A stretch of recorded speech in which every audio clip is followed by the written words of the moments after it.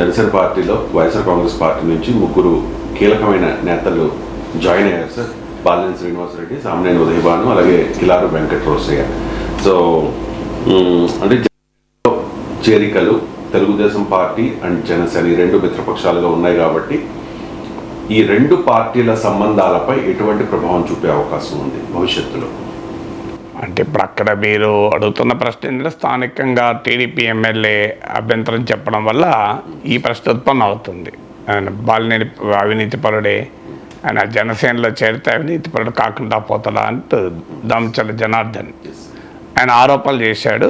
అంటే ఆయన తన మిత్రపక్షంలో చేరిన ఆయనతో పోరాటం అనేది ఆగదు అని.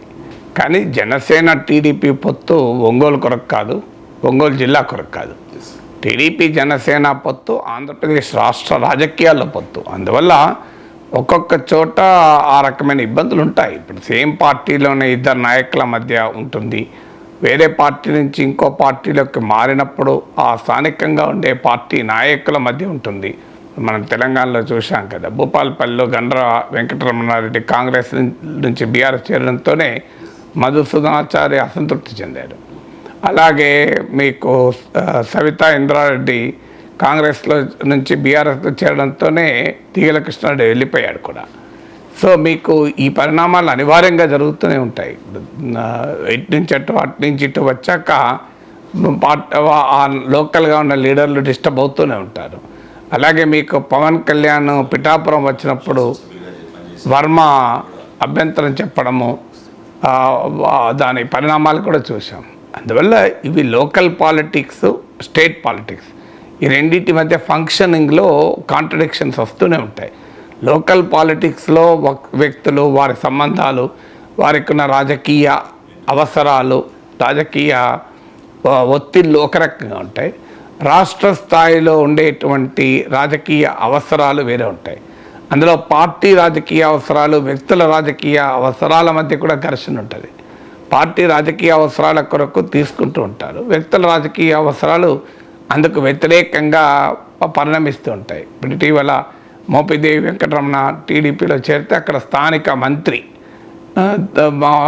అభ్యంతరం ఉంటుందా అని కూడా ఇలాగే చర్చ జరిగింది. సత్యప్రసాద్ ఆయన మేమిద్దరు చేస్తామని కూడా ప్రకటించారు.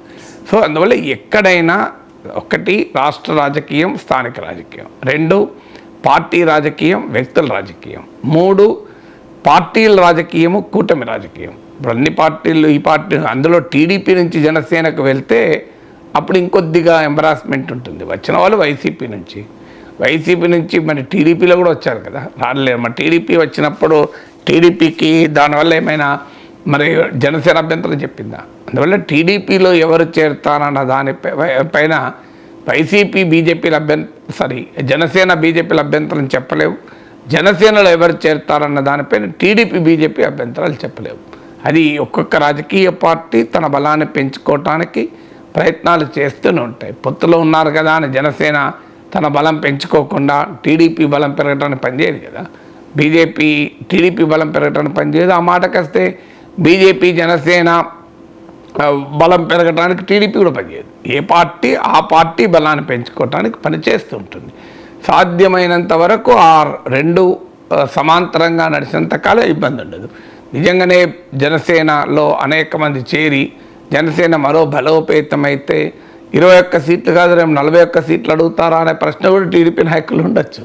అందువల్ల పొత్తులు రాజకీయాల్లో శాశ్వతంగా ఉండవు కదా. పొత్తులు ఎప్పుడు ఉంటాయి, ఎప్పుడు ఉండవు. ఒక ఎన్నిక ఉండి ఇంకో ఎన్నిక ఉంటుందని కూడా గ్యారంటీ ఇవ్వలేము.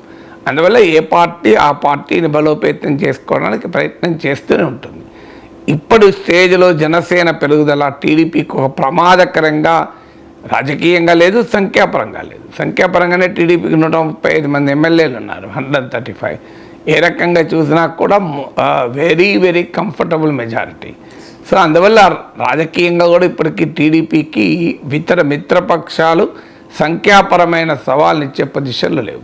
రాజకీయంగా కూడా చూసినా తెలుగుదేశానికి తిరుగులేని ఆధిపత్యం ఉంది కనుక ఇప్పటికిప్పుడు జనసేన పెరిగినా, బాలినేని, సామినేని ఇంకా నలుగురు చేరి పెరిగినా కూడా ఇప్పటికిప్పుడు అదేమి టీడీపీకి సవాల్గా మారి ఛాలెంజ్గా మారేటువంటి పరిస్థితి ఈరోజు లేదు. భవిష్యత్తులో ఏమవుతుందని రాజకీయాలు ఎవరమో చెప్పలేము. భవిష్యత్తులో ఏ రెండు పార్టీలు కలిసి ఉంటాయి, ఏ రెండు పార్టీలు విడిపోతాయి, ఏ నాయకుడు ఏ పార్టీలో చేరుతాడు, ఎవరు చెప్పగలుగుతారు? నిన్నటిదాకా బాలినేని అవినీతిపరుడు, దుర్మార్గుడు, దుష్టుడు. నేడు ఆయన రాష్ట్రం కొరకు మంచి నాయకుడు కదా. సో జగన్తో ఉన్నప్పుడు, వైసీపీలో ఉన్నప్పుడు ఒక రకం, రేపు కొడాలి నాని టీడీపీలో చేరినాక కూడా ఆయన ఏదో జగన్ అనమంటే అన్నాడు తప్ప ఆయనకు పాపం అలాంటిదేమీ లేదు. కొడాలి నాని మొదటి నుంచి కూడా ఎన్టీ రామారావు భక్తుడు, చంద్రబాబు నాయుడు అంటే గౌరవం. ఏం చేస్తాడు ఆ పార్టీలో ఉన్నప్పుడు అనిపించాడు జగన్ అని అంటారు. కొడాలి నాని చేరినా అదే అంటారు, అంబటి రాంబాబు చేరినా అదే అంటారు. సో ఇటు నుంచి అటు వాళ్ళు చేరుతారని అంటలేరు. ఎగ్జాంపుల్ చెప్తున్నా. రాజకీయాలు ఏముంది, వాళ్ళు కూడా అదే అంటారు. మరి మేము ఆ పార్టీలో ఉన్నప్పుడు ఆ పార్టీ తరఫున మాట్లాడినాం, ఇప్పుడు ఈ పార్టీలోకి వచ్చినాం, ఈ పార్టీ తరఫున మాట్లాడతామని.